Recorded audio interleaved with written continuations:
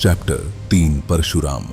भगवान विष्णु के छठे अवतार परशुराम जी। रामायण में परशुराम जी आते हैं, राम से मिलते हैं और चले जाते हैं। महाभारत में परशुराम जी आते हैं, कर्ण और द्रोण को पढ़ाते हैं और चले जाते हैं। लेकिन कभी सोचा वो जाते कहाँ हैं, जिन्होंने 21 बार पृथ्वी से क्षत्रिय वंश का नाश किया, जिनका परशु कुल्हाड़ी आज भी उनके हाथ में है क्योंकि शिव जी ने उसे वापस नहीं लिया। लेकिन परशुराम जी सिर्फ योद्धा नहीं थे, वो एक पुत्र भी थे और उस पुत्र ने एक ऐसा काम किया जो उन्हें आज तक चैन नहीं लेने देता। उनके पिता आशी जमदग्नि ने एक दिन आज्ञा दी, परशुराम अपनी मां का वध करो। यह आज्ञा सुनकर परशुराम जी के पांव कांप गए होंगे, लेकिन वो पितृभक्त थे, उन्होंने अपनी मां का वध कर दिया। पिता ने कहा, मांगो जो मांगना हो। परशुराम जी ने मांगा, मां को जीवित कर दो, और मां जीवित हो गईं।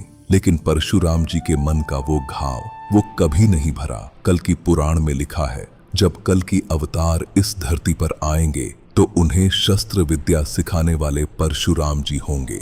मतलब परशुराम जी तब तक यहाँ हैं जब तक कल की अवतार नहीं आते, और कल की अभी आए नहीं। महाभारत के द्रोण पर्व में लिखा है, परशुराम जी महेंद्र पर्वत पर निवास करते हैं। वो पर्वत आज भी है, ओडिशा और आंध्र की सीमा पर। आज भी वहां के आदिवासी कहते हैं, उस चोटी पर कोई नहीं जाता, न जाने क्यों वहां जाने का साहस नहीं होता। परशुराम जी की तपस्या आज भी जारी है। वो प्रतीक्षा कर रहे हैं उस अंतिम कार्य की जो उन्हें करना है इस कलयुग के अंत में। चैप्टर 4 वेद व्यास जी, जो आज भी लिख रहे हैं।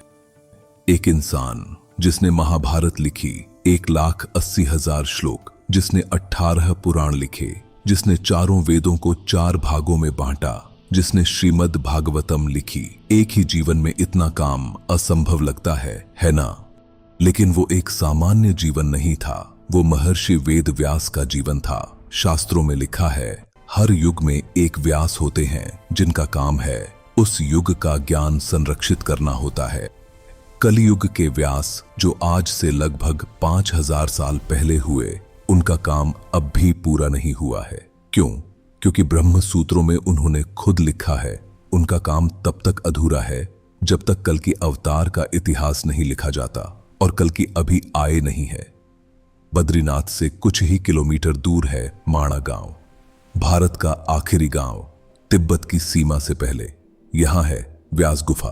कहा जाता है यहीं व्यास जी ने गणेश जी को महाभारत सुनाई थी और गणेश जी ने बिना रुके लिखी थी। इस गुफा में आज भी एक दीपक जलता है, कोई नहीं जानता कौन जलाता है, कोई नहीं जानता यह कब से जल रहा है।